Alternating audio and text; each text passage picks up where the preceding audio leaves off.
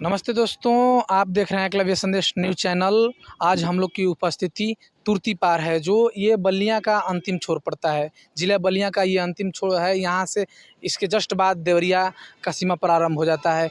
और यहाँ पर सोशल मीडिया के माध्यम द्वारा एक पता चला, यहाँ पे घटना घटित हुआ। जो एक टेंट के व्यवसायी हैं, जो टेंट हाउस चलाते हैं, जो गाँव में शादी विवाह में टेंट लगता है, उसके व्यवसायी हैं। उनको किसी कारणवश यहाँ कुछ यानी 18 तारीख को वो बताया गया, सोशल मीडिया के द्वारा पता चला कि 18 तारीख को घटना घटित हुआ था। आइए यहाँ पे उन्हीं के ज़ुबान से जानेंगे कि क्या घटना घटा, कैसे घटना घटा। मैं बता दूं कि यहीं पे वो घटना घटा था जो सोशल मीडिया पर देखने के लिए मिल रहा है कि कुछ लोग आए और अचानक उनको मारने लगे, पीटने लगे उनको और बुरी तरह से उन्हें मार करके घायल कर दिए। यही मैं कैमरामैन से चाहूँगा कि वो इस स्थान को दिखाएं। यहीं पे वो घटना था। ये यहाँ पे उनका ये टेंट है, जो जनरेटर रखे हुए हैं, सारे अपने व्यवस्था को यहाँ पर रखे हुए हैं। और वो लोग यहीं पे आए और आकर के उन्हें मारने लगे, जो मारने का प्रयास किया और मार करके पूरी तरह से बुरी हालत कर दी। तो उनसे ही जानेंगे घटना क्या था उस दिन। तो सर, सबसे पहले मैं जानना चाहूँगा आपसे कि उस दिन जो 18 तारीख की घटना थी, वो कौन लोग थे और यहाँ पर किस रूप में आए थे? वो वो लोग हमारा पड़ोसी गांव का नाम बता करके टेंट बुक करने के लिए आए और बोले कि टेंट बुक करना है। तो हमने कहा कि ठीक है, बुक हो जाएगा। और हम बोले कि क्या क्या सामान चाहिए। तो उन्होंने बोला कि बस छोटा सा सामान चाहिए, बर्थडे पार्टी है। तो हम बोले कि ठीक है, साधन अपना लेकर के आइए, हम सामान दे देते हैं। तो कितने लोग थे? 3 लोग थे। 3 लोग थे। हाँ, तीनों लोग। हम कहे कि चलिए, वो कहे कि नहीं, लिख करके दे दीजिए। तो हम बोले कि नहीं, चलिए दुकान पर बाहर लिख देते हैं। तो जो ही बाहर निकलने की कोशिश किए, वो घेर लिए और घेर करके मारना शुरू कर दिया। हमसे बात भी दूसरा अलग नहीं किए, हमको रे-तरे कुछ नहीं बोले, बस मारना ही शुरू कर उन दिया। लोगों को आप पहचानते हैं? नहीं, सामने आएँगे तो पहचान लूँगा। माने पहले से आप उनको नहीं, पहचानते नहीं, नहीं हैं? पहले से नहीं जानता यानी हूँ। या 2-4 दिन पहले या 10 दिन नहीं, पहले किसी से कभी किसी तरह से किसी से विवाद तो नहीं हुआ था? अभी हमसे उन लोगों से कोई विवाद नहीं किसी है। से भी कहीं होता है ऐसे कि किसी से विवाद होता है किसी तरह के माध्यम से, 2-4 दिन पहले कहीं आप साटा पे गए होंगे, टेंट लेकर गए होंगे, किसी से इस तरह के विवाद हो जाते हैं। इस तरह का संदेह विवाद जाता होगा कि यहाँ पे विवाद होने के कारण ऐसा हुआ, घटना घटा होगा। इस विवाद में, मतलब कि इन लोगों से कोई विवाद नहीं हुआ है। 4-5 दिन पहले हमारे ग्राम का सभा का काम हो रहा था, नाली का। वहाँ हमारे भतीजे से एक वो काम करने वाले मुंशी से कुछ कहा, नाली को लेकर के उसने कह दिया कि नाली थोड़ा ठीक से नहीं बन रहा है, तो उसने गाली गलौज कर दिया। अब हमारा भतीजा भी गाली दे दिया। इसी पर पुलिस गई। मतलब ये लोग दौड़ा करके हमारे भतीजे को उसके घर में घुसा लिए, घर घेर लिए। और घर घेरने के बाद फिर पुलिस आई। पुलिस आने के बाद, पुलिस को हम लोग नहीं बुलाए थे। पुलिस आई, पुलिस हमारे भतीजे को खोजने लगी। डर के मारे वजह से हमारा भतीजा भाग गया था कहीं, क्योंकि घर घेरने वाले सारे लेबर और कुछ अन्य लोग, 20 लोग कम से कम थे। अब उसके बाद सुबह में पुलिस हमको बोल के गई कि सुबह थाने आइए। हमने थाने गए, लेके जब गया अपनी हमारी भाभी बीडीसी हैं, उनको लेके गया। भतीजा भाग गया था, नहीं मिला हम लोगों को। तो उनको लेके गया। जब थाने में जा कर के हम लोग देखा, तो वहाँ सभी लोग मौजूद थे। वो लोग कंप्लेन दिए थे हमारे ऊपर और हम लोग भी उनके ऊपर कंप्लेन दिए। तो लेकिन संदेह कहीं न कहीं उन लोगों पे संदेश नहीं जा रहा कि इस तरह की घटना कराए हैं वो लोग। अब हम, मतलब उन लोगों में से कोई नहीं था, इसलिए हम कह नहीं सकते हैं डायरेक्टली। लेकिन अब मारने वाले 4 दिन के बाद, अब हम लोगों को आकर के यहाँ से हमको सट्टा खा टेंट बुकिंग कराने के बहाने आकर के हमको बुरी तरह से मार दिया। हम चिल्लाने लगे, दौड़ और किसी तरह से, मतलब भागते छटपटाते बाहर निकले कंपाउंड से और रोड की तरफ गए। तो राहगीर लोग, 2 लोग आ रहे थे उधर से। ये लोग जो भाग रहे थे, उन लोगों में से एक आदमी को उन्होंने पकड़ा। जी। और पकड़ने के बाद हमारे हाथ में उन लोगों ने पकड़ाया।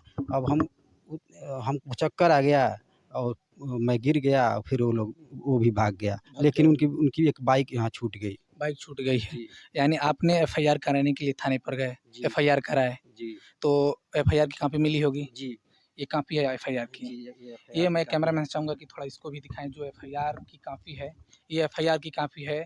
और ये घटना को एफआईआर हुए 4 दिन हो गया या 5 दिन आज हो गया।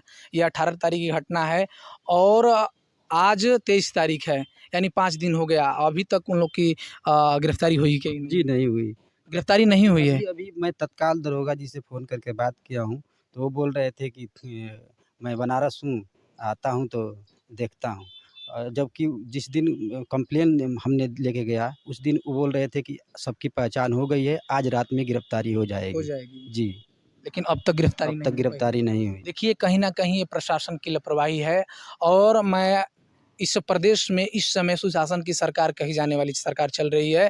कल कहीं न कहीं ये दावा कर रहे हैं मुख्यमंत्री योगी आदित्यनाथ जी कि गुंडों पे जो बुलडोज़र चल रहा है, तो कुछ ही बड़े-बड़े माफियाओं पे जो बुलडोज़र चल रहा है, लेकिन छोट-मोट के जो गुंडे हैं, छोटे-छोटे व्यापारियों को इस तरह के बिज़नेसमैन को प्रताड़ित करते हैं, उन लोगों पे किसी प्रकार की कार्रवाई नहीं हो रही है, अभी भी देखने के लिए मिल रहा है। ये कहीं न कहीं ये प्रशासन की लापरवाही कही जाएगी। 5 दिन हो घटना होने के बाद से आज तक अभी गिरफ्तारी नहीं हुई, जो कि उनकी बाइक भी पकड़ी गई है। ये कहीं न कहीं प्रशासन की लापरवाही कहा जाएगा कि 18 तारीख को ये घटना हुआ था, आज 23 तारीख है और अभी तक उन लोगों की गिरफ्तारी नहीं हुई, जो कि इन्होंने पूरी एफआईआर की कॉपी भी एफआईआर कर दिया उन लोगों को, जो उन लोग जिस बाइक से वो लोग यहाँ पर आए थे, उस बाइक को पकड़ लिया गया। उस बाइक को भी वो बाइक मैं जानूँगा कि वो बाइक कहाँ है? बाइक बाइक इस समय था, इस समय थाने में है। थाने में है। जी, थाने में वो बाइक है और उस बाइक के माध्यम से अगर प्रशासन के लोग चाहे होते, तब तक उन लोग की गिरफ्तारी हो गई होती।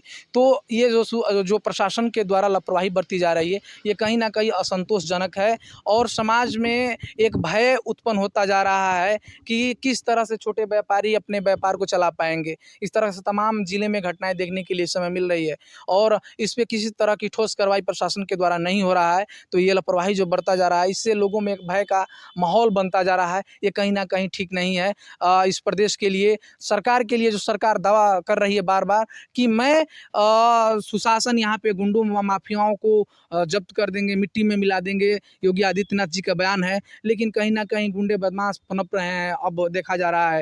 ये कुछ शुरुआत दौर में तो योगी जी का जो शुरुआती दौर कार्यकाल था, उसमें बेहतर रहा। उसमें गुंडे माफिया थे, उन पे एनकाउंटर हुआ, क्या-क्या मुकदमे हुए और वो लोग शांत थे। लेकिन फिर वो उभर रहे हैं, तो मैं प्रशासन के लोगों से अपील करूँगा कि आप लोग इस तरह के भय का माहौल जो बन रहा है, उसे ख़त्म करने का प्रयास करें। निर्भय लोगों को प्रदान करें ताकि जो छोटे व्यापारी हैं, वो निर्भय होकर के व्यापार करें, तब भी हमारा ये प्रदेश विकसित होगा।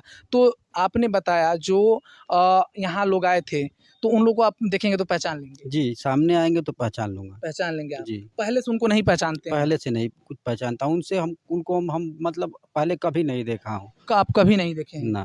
तो उम्र उन लोग की लगभग कितनी थी? लगभग बता सकते हैं? हाँ, उम्र 22 से 23 साल में थे। 22 या 23 साल के 22-23 साल के अंदरे में थे। अंदर थे। ये कहीं न कहीं युवा थे और इस समय हमारे पूर्वांचल में हम लोग देख रहे हैं, पूर्वांचल के हम लोग रहने वाले हैं, तो ये भी देख रहे हैं कि पूर्वांचल में एक युवाओं का जो गैंग चल रहा है, जो 18 से 23 वर्ष से कम के वो युवा हैं, वो एक गैंग के रूप में चल रहे हैं। एक टोला एक गैंग बना कर के कहीं भी किसी को मारना, झगड़ा करना, इस तरह की घटनाएँ देखने के लिए रोज़ मिल रही हैं, सुनने के लिए मिल रही हैं, चट्टी चौराहे पर। तो प्रशासन की लापरवाही के कारण हुआ। अगर प्रशासन चाहती, तो इस तरह की घटनाएँ नहीं होती। प्रशासन से कुछ अपील करना चाहेंगे? जी, मैं प्रशासन से ये कहना चाहता हूँ कि जो लोग भी मारे हैं हमको, वो लोग को पकड़ लिया जाए।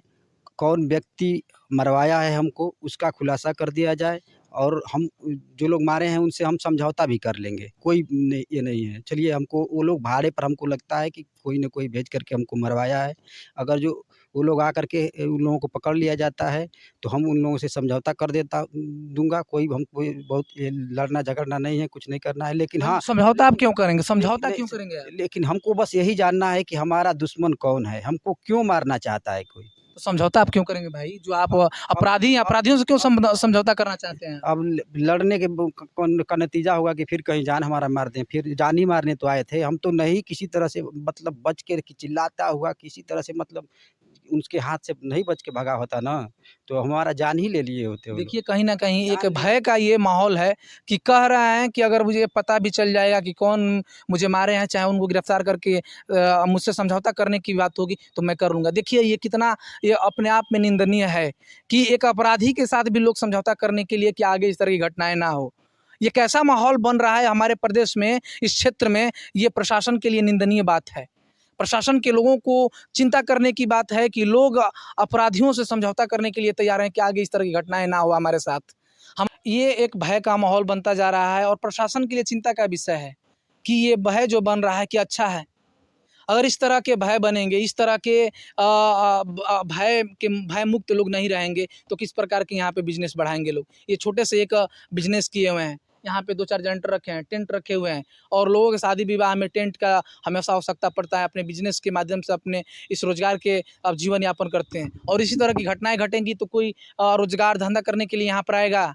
ये प्रशासन की चिंता का विषय है और इस तरह से आए दिन रोज़-रोज़ जो घटनाएँ देखने के लिए मिल रही हैं सोशल मीडिया के माध्यम से, अखबार के माध्यम से, तो ये प्रशासन के लिए चिंता का विषय है और मैं बार-बार कह रहा हूँ कि प्रशासन इस पे अगर कार्रवाई नहीं करेगी तो इस तरह से घटनाएँ होंगी और इ पूरे भय मुक्त नहीं हो पाएगा हमारा प्रदेश। और सरकार से भी मैं अपील करना चाहूँगा, योगी आदित्यनाथ से चाहे जो भी नेता इस वीडियो को देखेंगे उनसे भी मैं अपील करना चाहता हूँ कि इस क्षेत्र में चाहे जहाँ भी इस तरह की घटनाएँ उन पे कड़ी से कड़ी कार्रवाई करने का प्रयास करें। मैं देखूँगा कि इसमें कौन-सी धाराएँ उन पे लगाया गया है।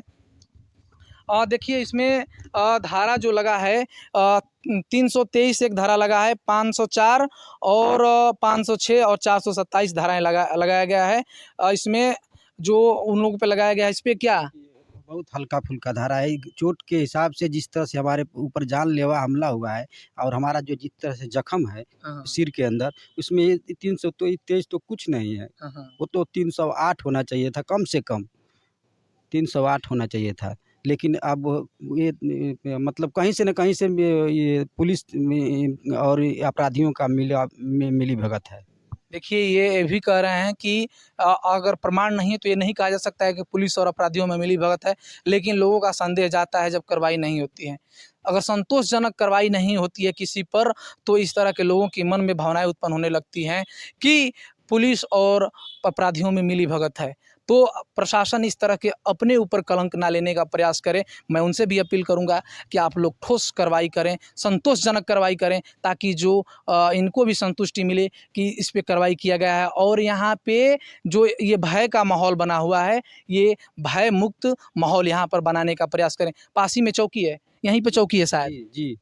तो यही पुलिस हमारे भतीजे का गाली का मैटर बनता है 151 उस पर दबिश डालने के लिए 3 दिन तक दबिश डालती है। हमारे घर के 2-2 व्यक्ति को उठा कर के लेके जाती है और हमारे साथ इस तरह की इतनी बड़ी घटना होती है तो ये पुलिस मतलब एकदम शांत पड़ी हुई है, कुछ नहीं कार्रवाई कर रही है। कुछ ही दिन घटना के इनके अनुसार बताए जाने के अनुसार कुछ ही दिन पहले इनके भतीजे के साथ कोई गाली-गलौज का मामला था, तो पुलिस ने दबिश करने के लिए उन्हें गिरफ्तार करने के लिए 2-2 दिन, 3-3 दिन घर के 2-2 लोगों को उठा लिया। लेकिन इनके ऊपर जानलेवा हमला किया गया, लेकिन उन अपराधियों को अभी तक नहीं उठाया गया है। तो इस तरह से संदेह तो जायज़ बनता है, संदेह तो ज़रूर लोग करेंगे कि पुलिस या प्रशासन की पर ये आरोप तो ज़रूर लगेगा कि मिलीभगत है। संदेह लोगों को तो जाएगा ही जाएगा, अगर ठोस कार्रवाई नहीं होगी, तो लोगों का संदेह तो बनेगा कि पुलिस और अपराधी में मिलीभगत है। तो आप कुछ अपील करना चाहेंगे प्रशासन के लोगों से? मैं प्रशासन के लोगों से ये कहना चाहता हूँ कि अपराधी बहुत जल्द से जल्द पकड़े जाएँ और कौन व्यक्ति यह कांड करवा रहा है, किसके कहने पर हमको वो लोग मारे हैं, वो मारने का हमको कारण बता दें और उस व्यक्ति का नाम बताएँ जो इनको भेजा है मारने के लिए। तो आगे या अगर जो उन लोगों से कुछ दुश्मनी है तो उसको भी बताएँ कि तुमसे ये दुश्मनी है हमारी। उसको उस बात का खुलासा करें, उसको अगर हमसे कहीं कोई गलती हुई होगी तो मैं उसे स्वीकारने के लिए तैयार हूँ। देखिए, ये एक व्यापारी हैं और बाय द वे कहीं किसी से बहस हुआ होगा या किसी तरह की गलतियाँ होगी, तो इसे भी स्वीकारने के लिए ये तैयार हैं। लेकिन पता तो चलना चाहिए कि किस रीज़न से भाई आप इनको मारने आए थे, झगड़ा करने आए थे। इनको भी तो पता होना चाहिए, इसलिए जानने का भी प्रयास कर रहे हैं कि अगर हमारे में कोई गलती होगी, तो हम माफ़ी माँगने के लिए भी तैयार हैं। ये देखिए एक व्यापारियों के अंदर जो व्यापार करने के लिए लोग होते हैं ना, उनके अंदर ये एक भावना होती है कि किसी से हमें गलती ना हो, क्योंकि हमें रोज़गार करना है, धंधा करना है, इससे 2 रुपए कमा कर के अपने बच्चों का अपना पेट पालना है। इसलिए लोग इस तरह की किसी से झगड़ा करने का प्रयास नहीं करते हैं। तो जो लोग यहाँ पे बाइक पकड़ी गई है, वो बाइक थाने में है। जी। तो दरोगा साहब इस पे कुछ प्रतिक्रिया नहीं किए? वो हम बोल रहे थे हमारे सामने कि मतलब देखो बाइक को मैं सीज कर दे रहा हूँ।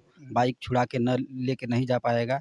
बाइक कोर्ट से ही छूटेगी। बाइक को सीज कर दे रहे हैं। अपराधी रात में आज दबिश डाल करके उन लोगों को पकड़ लिया जाएगा। सबकी पहचान हो चुकी है। लेकिन 4 दिन हो गया, अभी तक कोई हम पता लगा रहे हैं, कोई पकड़ा-वकड़ा नहीं गया है। तो आगे तक आप नहीं जाएँगे कहीं एसपी साहब के इसको लेकर जाइए अब कंप्लेन को? अब मतलब यहाँ से तो थाने से विश्वास उठ रहा है, तो अब हम सीधे एक बार मुख्यमंत्री योगी आदित्यनाथ जी के दरबार में जाकर के उनसे एक बार अपनी न्याय की गुहार लगाऊँगा। तो विश्वास है कि वहाँ से न्याय मिल जाएगा? अब विश्वास है कि वहाँ न्याय मिलेगा। न्याय मिलेगा। देखिए कहीं न कहीं लोगों के मन में एक विश्वास है सूबे की सरकार और जो सूबे के मुख्यमंत्री हैं उनसे, कि न्याय मिलेगा। तो कितने न्यायों को कितने मामलों को मुख्यमंत्री खुद मामले को न्याय दिलाएँगे, हल करेंगे। ये प्रशासन की भी ज़िम्मेवारी बनती है। इस तरह के आपराधिक घटना को ख़त्म करने के लिए अपराधियों को पकड़ करके सलाखों के पीछे डालने की ज़िम्मेवारी प्रशासन के लोगों की है। प्रशासन के लोग अगर चाहेंगे तो किसी प्रकार का इस तरह की दुर्घटना होने से लोग डरेंगे। एक बार माहौल बना था कि अपराधी डर रहे थे, लेकिन फिर जो अपराधी हैं वो भयमुक्त हो गए हैं। उनके अंदर कोई भय नहीं है अपराध करने में। इस समय सरेआम अपराध कहीं न कहीं हो जा रहे हैं। किसी को मार देना, किसी को बोल देना, चौराहे पे गुंडागर्दी खुलेआम हो रही है। तो ये प्रशासन कहीं न कहीं इसमें प्रशासन के ऊपर संदेह जाता है। तो मैं तब तक के लिए जय हिंद, जय भारत।